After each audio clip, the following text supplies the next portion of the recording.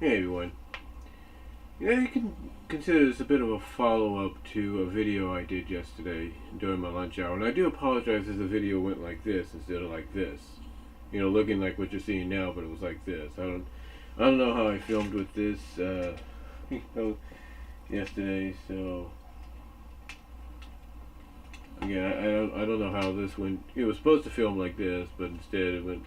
It was supposed to film like that, but instead it just filmed to where the picture was sideways. But anyway, yeah, this is a bit of a follow-up to the video I did yesterday, and I'm pretty sure a lot of people have talked about it by now. The word has basically gotten out there. Pro Wrestling Report actually did a segment on it in the weekly or the daily pro wrestling 11 minute, 12-minute pro wrestling report. The PWR quickie, if you will, and they actually did, like I said, they actually did a report on it. Damian Nelson did a report on it, and I haven't watched it yet, but yeah, it is kind of big news considering that, like I said yesterday, and I do apologize for the wind, kind of cutting me out a little bit. You know, we're talking about a guy that basically held up Vince McMahon, the WWE, for more money, before he went out and jobbed to China and lost the Intercontinental Championship, and then 24 hours later appeared on Monday Nitro. You know, we're talking about a guy that basically, Vince McMahon, doing that simulcast of Nitro and Raw, basically looked at both screens and said that, and when he saw Jeff Jarrett, said that he was G-O-N-E, gone. So, again, as I mentioned in that video I did during my lunch, and again, I do apologize for any audio issues, winds, and all that. But basically, I don't know who talked to who. I don't know if Triple H talked to somebody. I don't know if Michael P.S. Hayes talked to somebody. If Jerry Jarrett may have talked to somebody. I don't know who talked to who or who brought it up. But apparently they are considering, and according to Mike Johnson of Pro Wrestling Insider, during the audio cast yesterday morning, and apparently this was misinterpreted. Mike Johnson apparently corrected people by saying that, hey, we misinterpreted what he said. But apparently, even misinterpretation or not, there is a strong rumor from very, I guess you could say, viable sources in WWE that have let Mike Johnson know this. But there is a strong rumor from sources within WWE that have mentioned and talked about for the past several weeks of inducting Jeff Jarrett into the WWE Hall of Fame. And all I could say about that, when I first read that yesterday, I knew immediately I had to do a video on it. I had to do that video that I did on it because, you know, as wrestling fans, hardcore or casual, you know, growing up with it, what have you, you know, we are allowed to like and dislike we are allowed to like who we want, and we're allowed to dislike who we want. We're allowed to love who we want, we're allowed to hate who we want. We're allowed to praise who we want and disdain who we like and who we want. What I'm saying is, what I'm trying to say is we're allowed to praise who we want and disdain who we want. We're allowed to cheer and boo who we want, and that's the fact of life. But there are certain individuals, certain wrestlers, men and women, that to the hardcore, casual, and generational wrestling fan just has no business being in the position or being in the positions that they're currently in, or have no business ever being in the positions that they were in. One of those examples is Jeff Jarrett. Now, I will admit, this might sound crazy, but living in the Midwest for a while, I guess I kind of became, especially when, TNA started up and everything, and Jeff Jarrett was being portrayed more as a babyface. I don't know what it was. Even when he did a little bit of a babyface run in tribute for Owen, and, to kind of pay tribute to Owen Hart, I don't know what it was about Jarrett, especially later on with TNA and, what have you. I don't know what it was about him, but apparently there was something about him that I respected. Like, he was somebody that nobody thought could be, where he is, or be able to do certain things, be able to achieve certain goals. But yet, here he is doing exactly what people said he wouldn't. And there was just something about him. It's like, and I think it's more so due to the fact that when he's a babyface, whether you want to agree with it or not, he's one of those guys that when he goes babyface, he's easy to cheer for. He's easy to get behind. It's like when he goes and becomes a heel, hey, same thing. He's easy to hate. He's easy to disdain. He's easy to loathe. It's like you don't want no part of him. You don't want to see him in the same zip code as you. But yet, like I said, when he goes the babyface route, it's just so easy to cheer him than to disdain him. And I know that sounds crazy to say, but it's the truth. A lot of men and women in wrestling have that ability to where if they go heel, it's easy to hate because they're doing such heelish things. You want to see somebody come around and kick their ass. Excuse my language, God. Please, dear Lord, forgive me for saying that word. In your name I pray, amen. But you want to see somebody kick their booty. But on the other hand, when they go the babyface route, they're so easy to cheer for.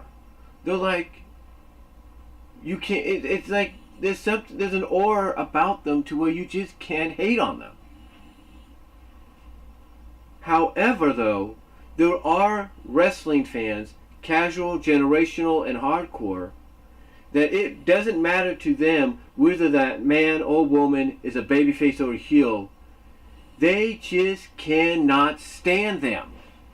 And they have their various reasons as to why they cannot stand them. One reason in particular, with someone like Jeff Jarrett, is how he got into the wrestling business. Or how he got into wrestling. How he got the opportunities that he got. He got them because of his dad, Jerry Jarrett.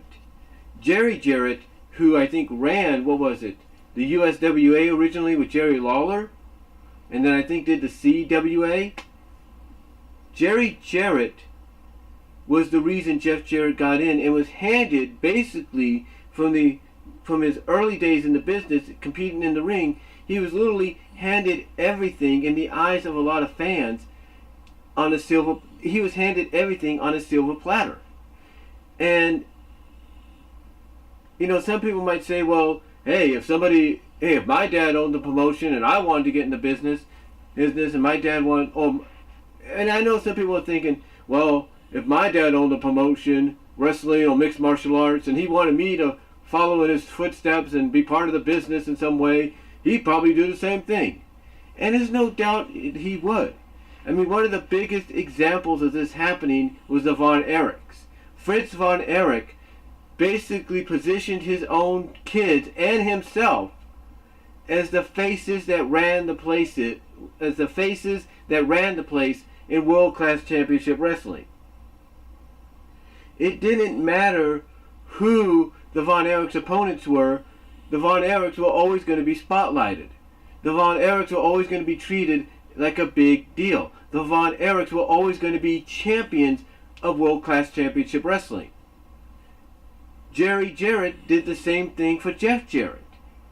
And that's the truth. Heck, even Bill Watts, when Bill Watts was running WCW for a while, even tried to hand the world of WCW to the hands of his son Eric Watts.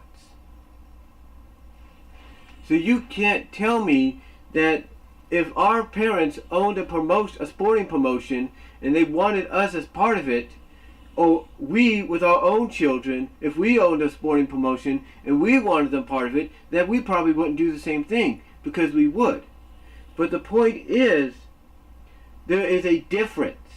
There is a difference. And the difference is, with the Von Erichs, Fritz, from what I can understand, maybe I'm wrong, made sure his sons earned those positions. He wanted to make sure that his sons earned the right to be the faces that ran the place. Earned the right to be on the top of the food chain.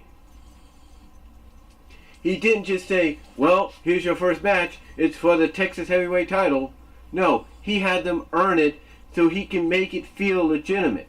So that even though it would become public knowledge that his son, Kerry, Kevin, Mike, Chris, and all of them were his sons, he wanted to make it flat out clear, I believe, for the first go around, that everybody was treated equally.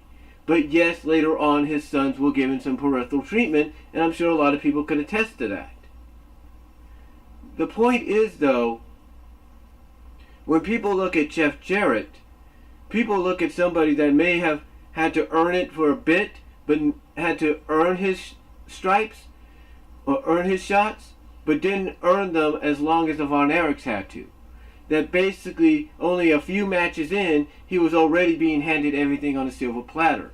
And that's what pissed a lot of people off.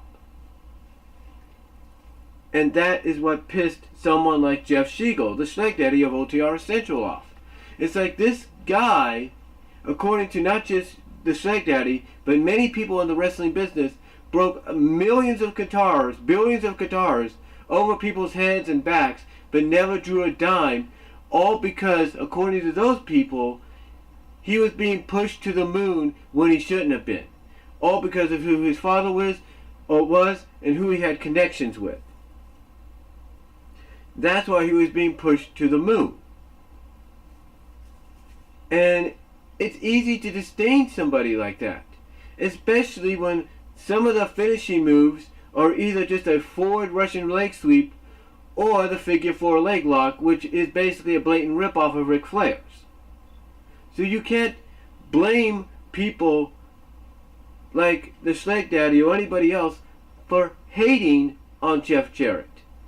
You can't blame them, because of the fact that Jeff Jarrett, in their eyes, was handed everything almost immediately. Yeah, it may look like they earned it, but they didn't take the time, like let's say the Von Erichs, to do so. But there is another thing too. When you have people in the wrestling business, even when Jarrett was still wrestling, coming out, when Jarrett was still wrestling a full-time major schedule, no matter who he wrestled for, when you have people, even at that time, coming out and saying, this guy's not drawing a dime, he can break all guitars over people's heads and backs he wants, he could strut all he wants and all that, but he's not drawing a dime and no one cares, except for certain territories and regions, then what's the point of even having him in your company? The reason WWE, WCW,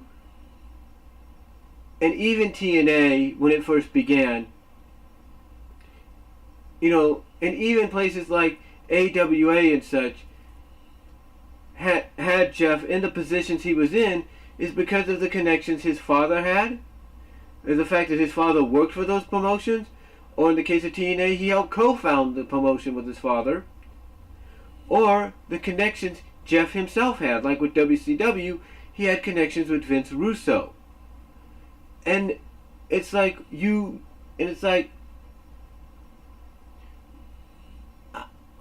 thing is,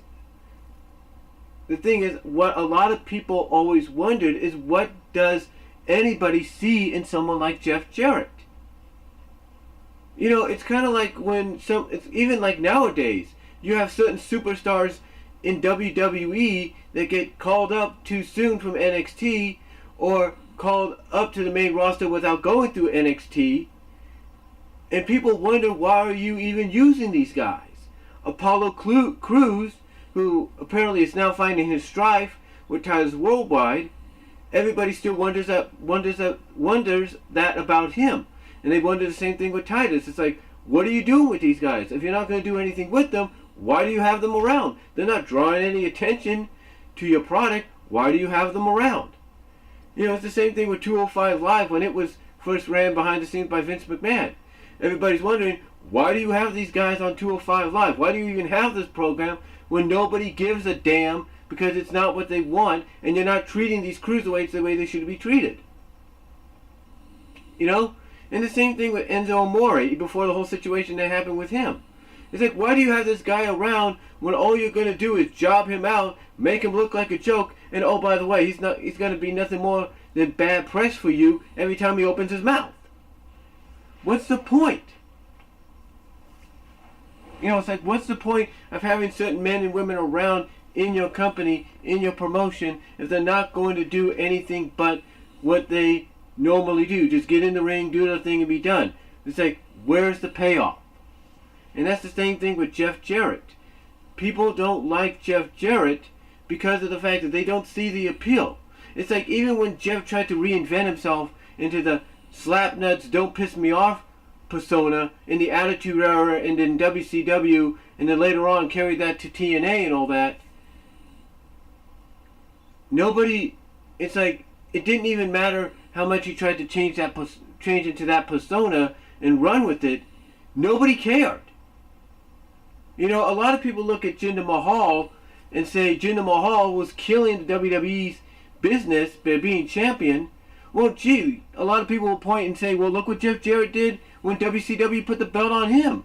You thought business was bad for them before. It became even worse when WCW decided to make Jeff Jarrett the champion. It's like, what was the point? What is the appeal? You know, what is the appeal? What do you see in this guy? And nobody could understand it. Nobody could understand. And that's why when you have someone like the Schleg Daddy do his assume Jeff Jarrett position and rant on him as a mid-card Memphis piece of crap, that's basically all Jeff sees Jeff Jarrett as a mid-carder. As someone like, okay, give him the Intercontinental title, give him the US title, give him the European title, give him the TV title, what have you, give him the United Kingdom title, fine. That's probably those championships are probably what he's best suited for, but don't tease the fact that he's world champion material. Don't tease it. Or even consider it, or don't even run with it. Don't even run with it. And in this case with WCW, 4 times. You know, just leave him where he needs to be. If you want to put a championship on him, fine. But make sure he never gets to the world title. Because what's the appeal? What's the appeal? What do you think is going to happen? He's going to sell out your arenas for you? No. He's going to kill your business. And the same thing with Jinder Mahal. When he became champion, everybody said he was killing WWE's business. And guess what? Results don't lie. And it's the same thing with Jeff Jarrett. A lot of people felt he was going to kill WCW's business, or what was left of it, if they put the belt on him, and they did it 4 times. What happened? He killed their business. So, like I said in that one video, the title of that one video says it all. If WWE comes out within the next week or so, or a few weeks, and announces Jeff Jarrett as the newest inductee into the Hall of Fame, they have no idea of the hellstorm that's going to be unleashed upon them by Jeff Siegel, the Schleg Daddy of OTRSCentral.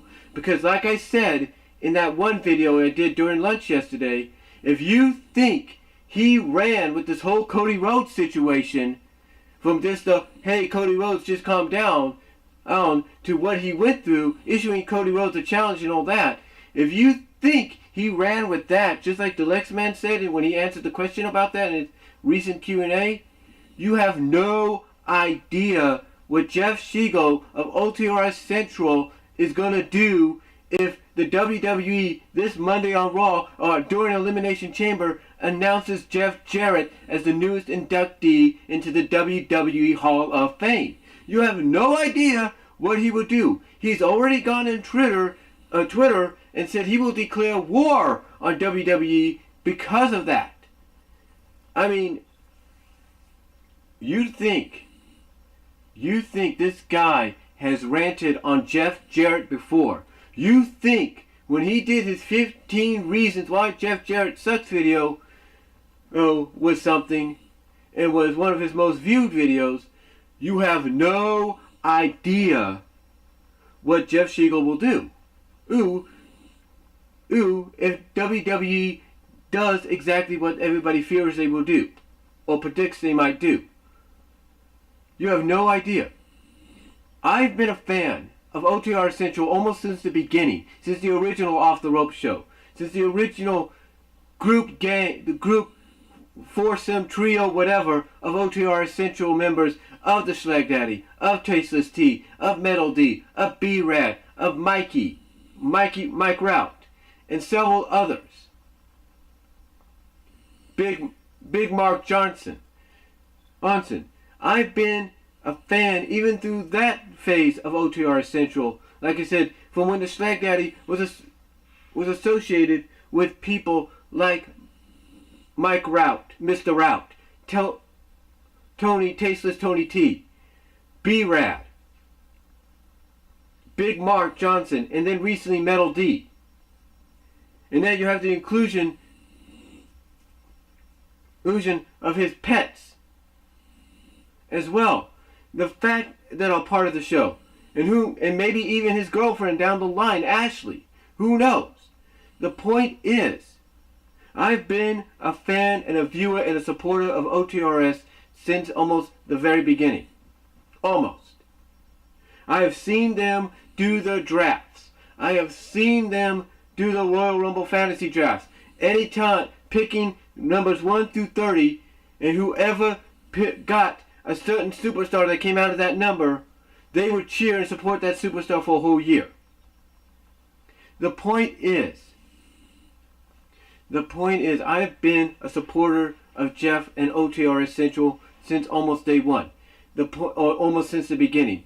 The thing is, throughout that run, throughout the past 8 years, from the original OTRSCentral, the OTRS channel or Off the Rope channel, to OTRSCentral now,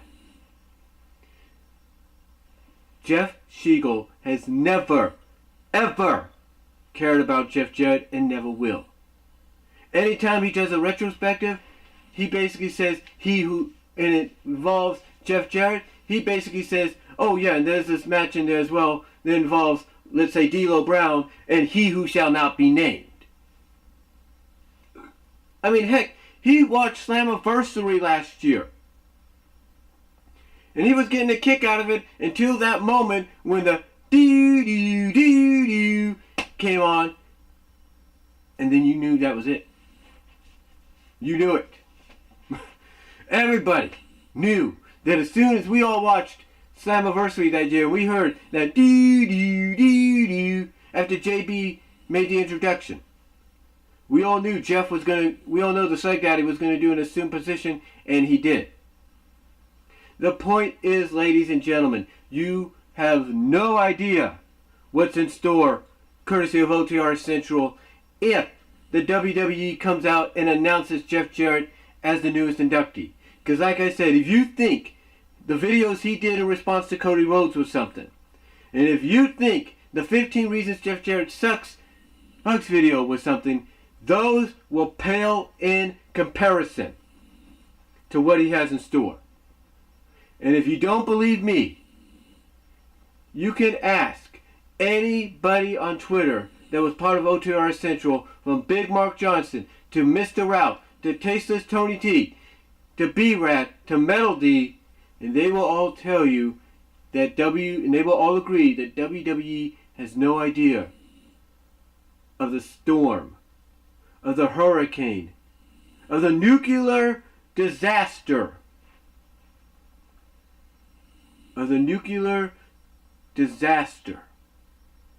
that's heading their way, courtesy of OTRSCentral, via YouTube and any other social media outlet. They have no idea. But I will say this in closing. Jeff, I think it's time.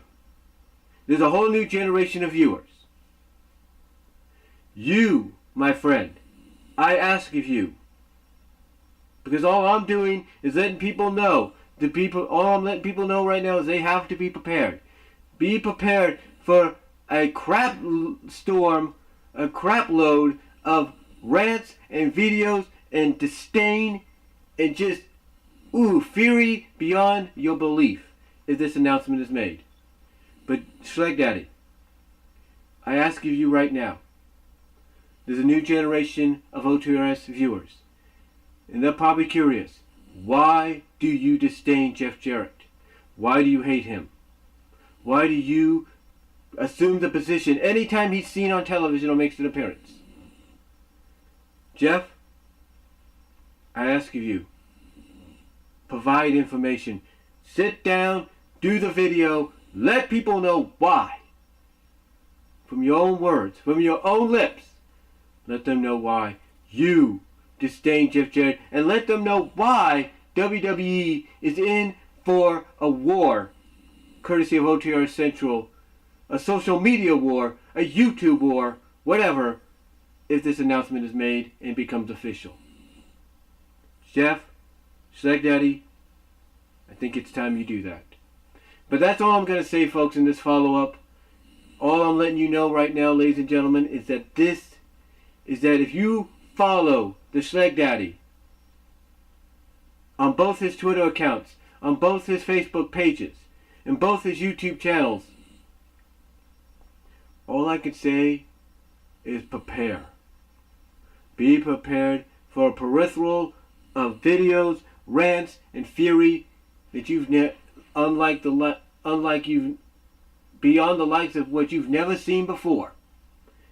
Because if you think what he did recently in response to Cody Rhodes was something,